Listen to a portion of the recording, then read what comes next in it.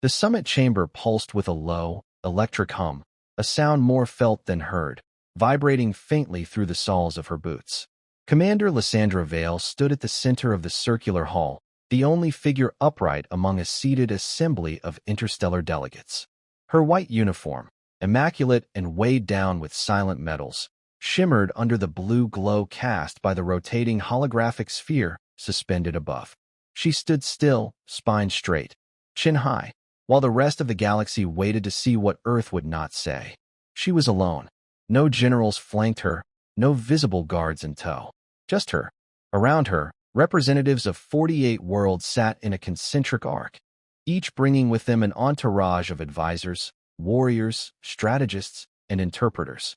There was the iron-eyed Admiral Carno of Threx Prime, plated in black armor that clinked with every shift of his massive shoulders.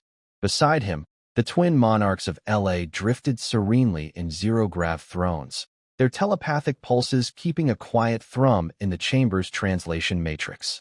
And directly across from Lysandra, behind a desk of crimson stone, lounged Envoy Vel of the Tsar Dominion, smiling as though he already knew how this meeting would end.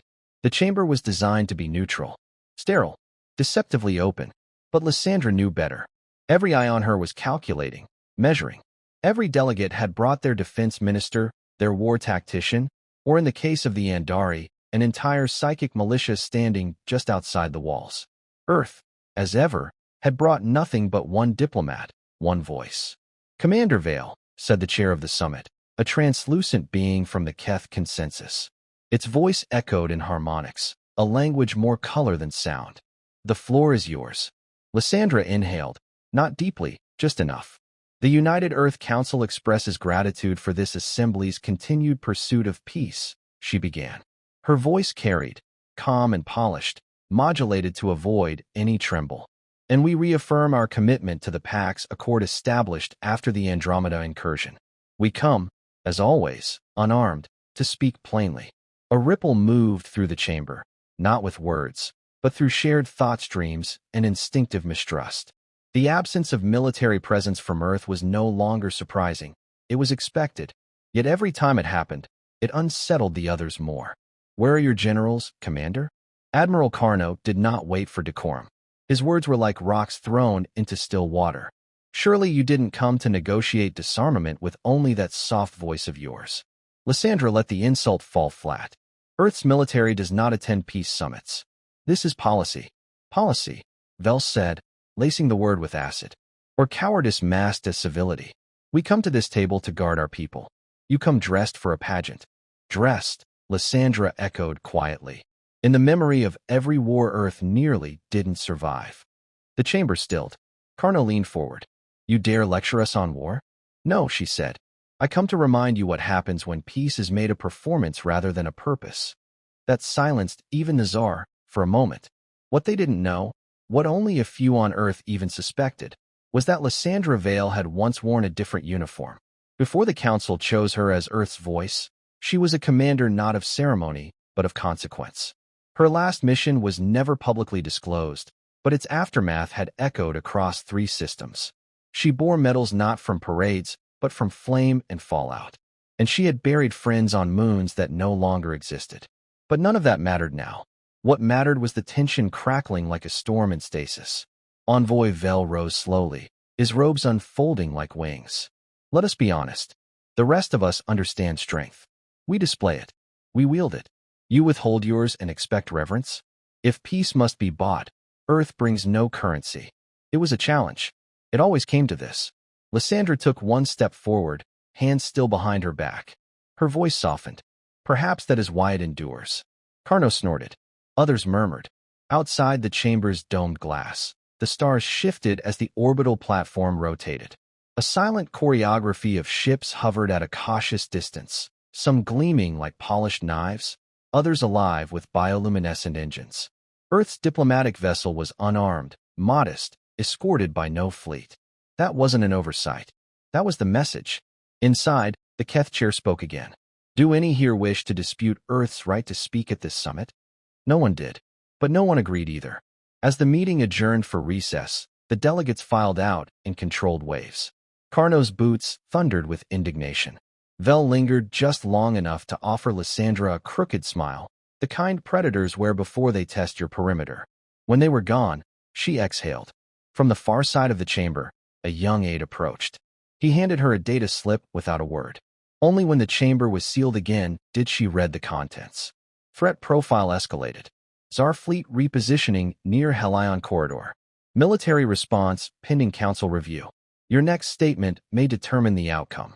She stared at the glowing text for a long time.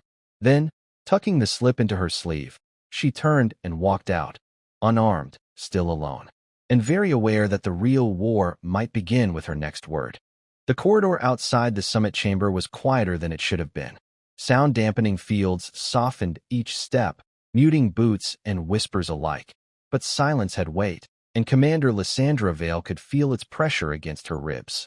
Her stride remained measured, precise.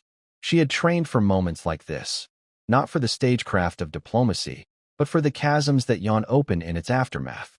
Waiting just beyond the archway, Lyra Thorne, Earth's chief liaison and Lysandra's only direct contact on the orbital station, matched her pace without a word. A dozen questions hung unspoken between them, but Lysandra knew Lyra would wait until they reached secure ground. Even Trust had protocols. They passed shimmering panels displaying real-time feeds of fleet positions, scrolling communiques, and projected treaty metrics. To any observer, Earth's presence seemed transparent. But that was the illusion Earth had cultivated meticulously, peace as strength, silence as weapon. In truth, what Lysandra carried was heavier than armor. The private chamber was small, circular like the summit hall, but devoid of ornament. It was the kind of space where decisions became consequences.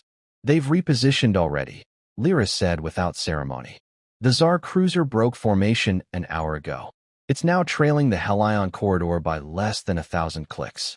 That's not a defensive maneuver. Lysandra removed her gloves with deliberate slowness. They're baiting us, hoping we'll blink first.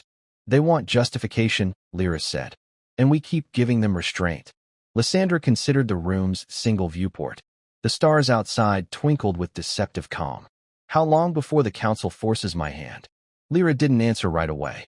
When she did, her voice was low. Another move like this, and they'll push to activate Protocol Meridian. Lysandra's jaw tensed. Meridian was more than a contingency. It was the Council's unspoken admission that diplomacy had failed. Once enacted, Earth's silent guardians, those unseen, unmarked war machines stationed across dead space, would activate autonomously. It was the last page of a book Earth had sworn never to open again. Vel knows, she said quietly. Not what Meridian is, but that something is there. That's why he pushes. That's why he smiles like he already knows the ending. Lyra looked away. What do you want to do? I want, Lysandra began, then paused. Her words came carefully. I want them to believe we still choose peace, because that's when they make mistakes. Lyra crossed her arms. And if they don't, then I'll be the last voice they hear before the quiet ends. There was no time to rest. The next assembly was scheduled in under 3 hours, and Earth's silence, while powerful, only held sway if it was never broken. Once Earth moved militarily, the myth collapsed. The calculated absence of force was only compelling because the others feared what filled the void. Lysandra reviewed the latest intelligence. Small Tsar scout ships had begun deploying in veil positions, cloaked, skirting the edge of treaty space. No aggression declared. No weapons fired. Just shadows moving closer. It was legal, just barely. Provocation designed to goad. And yet Earth did nothing. Because the moment Earth retaliated, visibly, openly, it lost the one advantage no other civilization had fully replicated, the art of restraint as dominance. A chime broke her focus. Private summons from the Keth chair, requesting her presence in the interlude chamber. As she entered, the chamber morphed, adapting itself to the shared neural signatures of both participants. The Keth appeared not as its true form, fluid light and vibrating frequencies, but as a robed elder, draped in warm hues of empathy. The form was meant to be comforting. It wasn't. You carry a heavy silence, it said. So does the summit, Lysandra replied. I suspect it's no longer sustainable. The others grow restless, the Keth murmured. Even those who once admired Earth's path now wonder if your restraint is courage or blindness. Lysandra nodded. Let them wonder. That's what keeps them from striking. And if they do, she met the Keth's gaze, or what passed for one. Then they'll meet a silence they didn't expect. A pause stretched. The Keth inclined its head. We sense something beneath your words. Something caged. That's where it belongs. The chamber dimmed slightly, a signal that the conversation was concluded. As she returned to her quarters, Lysandra replayed the summit in her mind, her every word and pause. She was Earth's sword sheathed in diplomacy, but the blade, no matter how hidden, had to gleam when the light hit it just right. She had to let them see enough to fear what lay beneath the white uniform and polished silence. Back in her room, she activated a secured terminal.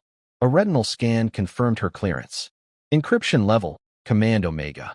The message she composed was brief. 2. High Command. Meridian readiness. Status, on hold. Recommendation, maintain perception of unawareness. Push the narrative. She stared at the last sentence before sending it. Perception was everything. And war, if it came, would not start with the firing of weapons, but with the collapse of illusion. Outside, the stars remained steady. But inside the silence, tension rippled like fault lines waiting to fracture. The final session of the summit began under a different sky.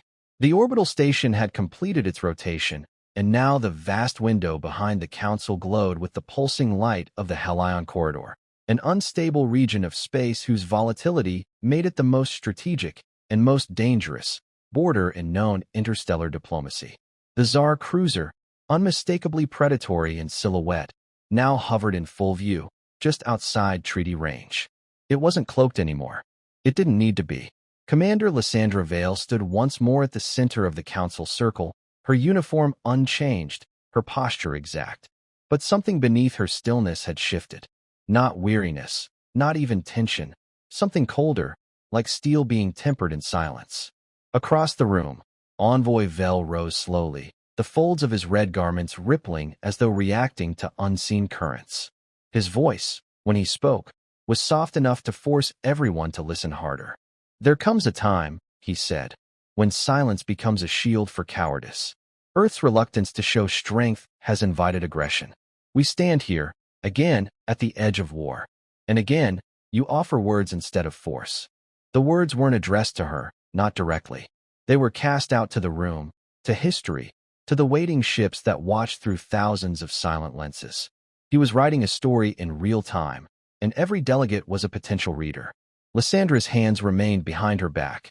You speak of strength, she said quietly, but mistake noise for power. Our silence is not absence. It is calculation. Vel's smile turned sharp. Then calculate this. My government has authorized a preemptive claim on Helion space. We will begin resource operations within 48 hours.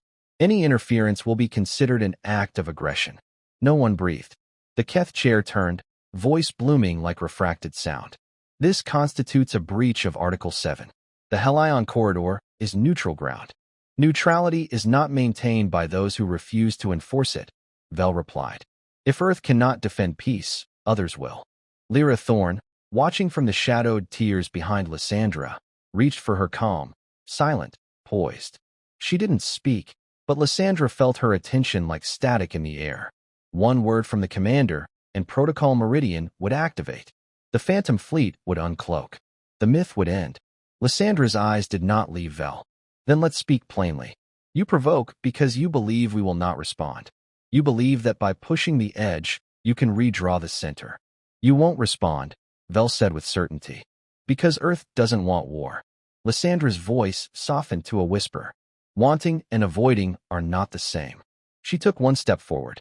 Behind her, a soft ripple in the room's ambient light flickered, barely perceptible, unless you knew what to look for. The Keth noticed. Carno noticed. Even the Andari telepaths twitched, their collective focus snapping tighter. Lysandra tapped her wrist. The hollow emitter flared to life. What appeared above her was not a weapon, but a sequence. A calculated display. Systemic. Clinical.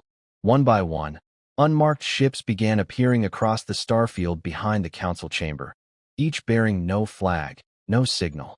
Just silent presence. As if they'd always been there, just waiting to be seen. The chamber erupted in sound. Delegates stood, shouting across languages, translators struggling to keep pace. Vel's composure cracked for a fraction of a second. This is a violation of summit protocols. No, Lysandra said. This is a revelation. You asked what Earth brings to peace talks. This is the answer. The ships did not move. They made no threat. But they surrounded the Tsar cruiser in a lattice of geometric precision, like a lock closing around a blade. You came expecting an absence, she continued. You thought silence meant we had nothing behind it. That our choice not to bring our military meant we didn't have one. You were wrong. Carno remained standing, his arms crossed. You've hidden your teeth well, Vale. She turned slightly. We hid them because showing them makes peace harder. But so does pretending we have none. Vel looked to the window, then back to her. His fury was cooling into something else. Wariness. Maybe even fear. Do you intend to fire? No, she said simply. Not unless we must. That hasn't changed. The Keth's glow pulsed softly. Then what has? Lysandra returned to the center of the circle. The illusion. Earth does not bring its military to peace summits. Not because we are weak, but because we want peace more than power. And because we understand the cost of revealing what we'd rather never use. Silence reclaimed the chamber. Outside, the stars burned on, steady, indifferent. The Tsar cruiser slowly adjusted its course, turning, recalculating. Lysandra knew it wasn't over. Vel would retreat, for now. Others would rise in his place. But something had shifted. Not a threat, not a weapon, a reckoning. She gave the final nod to Lyra, who transmitted the standing order. Ships remain. Cloaks on standby. Weapons cold. Earth had spoken. Now it would wait.